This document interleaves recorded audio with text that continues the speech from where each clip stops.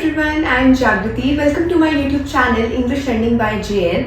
As you all know कि 10th और 12th दोनों के बोर्ड्स आ रहे हैं, तो इंग्लिश में एक टॉपिक आता है फाइंडिंग एरर। एडिट ओमिशन हम उसको बोलते हैं कि आपको एरर फाइंड करना है, लेकिन एरर फाइंड तो आप तब कर पाएंगे जब आपको डिफरेंस आता होगा बहुत अच्छे से ग्रामर के अंदर कि इन चीज़ों में डिफरेंस क्या होता है।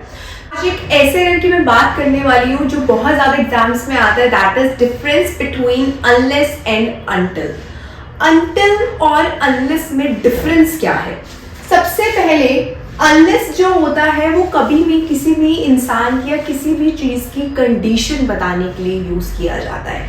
आप अनलेस को टाइम के साथ यूज नहीं कर सकते, लेकिन जो अनटिल होता है वो आपको और किसके लिए यूज हो सकता है? अनटिल आपका टाइम के लिए यूज होता है। ये बहुत बड़ा डिफरेंस है दोनों में।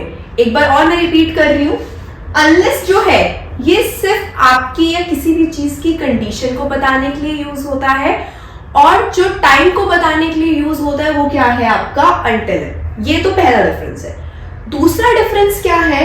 अनलेस को आप सिर्फ एज अ कंजक्शन की तरह यूज कर सकते हैं। अब कंजक्शन होता क्या है?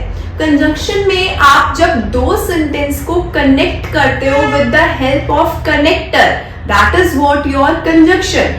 और दो सेंटेंस जो होने चाहिए वो कंप्लीट होनी चाहिए। दोनों सेंटेंस में सब्जेक्ट भी होना चाहिए और वर्ब भी होना चाहिए, जिसको हम दूसरी लैंग्वेज में टू क्लॉजेस भी बोलते हैं। दो क्लॉज को जोड़ने के लिए हम किसका यूज करते हैं?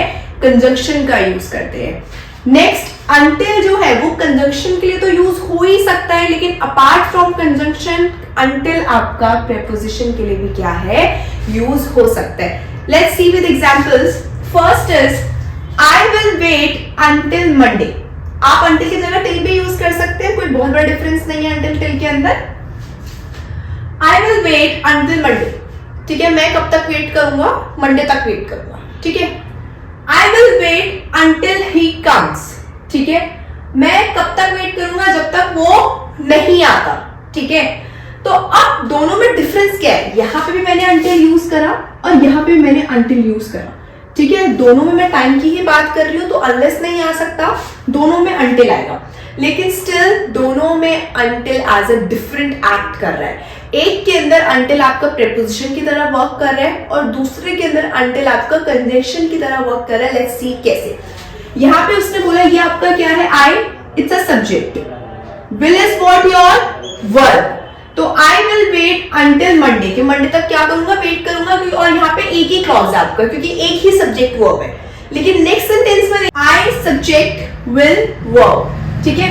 आई will wait until he comes. See, एक और सब्जेक्ट वर्ब है इसमें, ये भी सब्जेक्ट है, ही, और कम्स आपकी वर्ब है। तो दैट मींस ये आपका एक फर्स्ट क्लॉज है, ये आपका सेकंड क्लॉज है। तो बेसिकली यहाँ दो क्लॉजेस को कौन कनेक्ट कर रहा है? अनटिल कनेक्ट कर रहा है। यहाँ पे ये बोला जा रहा है कि भाई मैं तब तक वेट करूंगा जब तक वो नहीं आ जाता। तो यहाँ पे आप दो सेंटेंस को कनेक्ट कर रहे हैं, दोनों सेंटेंस में सब्जेक्ट वर्ब है, दो क्लॉजेस है आपके। तो यहाँ पे अनटिल एज अ कंजंक्शन की तरह यूज हो रहा है और यहाँ पे अनटिल एज अ प्रीपोजिशन की तरह यूज हो रहा है। And next one is unless you work you will not succeed. जब तक तुम काम नहीं करोगे तब तक तुम्हें कामयाबी नहीं मिलेगी।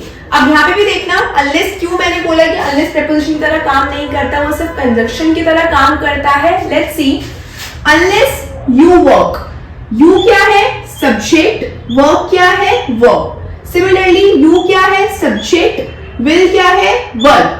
तो यहाँ पे एक सब्जेक्ट वर्ब, यहाँ पे दूसरा सब्जेक्ट वर्ब। तो बेसिकली अनलेस आपका क्या है? एक कंडीशन है कि भाई जब तक ये चीज नहीं होती तब तक ये नहीं होगा। और कंडीशन को हम बीच में यूज नहीं करते, कंडीशन हम स्टार्टिंग में ही लगाते हैं। इसलिए जब मैंने दो सेंटेंसेस को कनेक्ट करा है तो एज अ कंडीशन की तरह मैंने इसको यूज करा है, मैंने इसको फर्स्ट पे लगाया है, बिटवीन में नहीं लगाया। आई होप आपको इन दोनों का डिफरेंस अच्छे से क्लियर है, क्योंकि बोर्ड्स में जो फाइंडिंग एरर आते हैं उसमें अनलेस और अनटिल का एरर भी काफी देखने को मिलता है। अगर आपको डिफरेंस क्लियर है तो आप मेरे चैनल को सब्सक्राइब कर सकते हैं।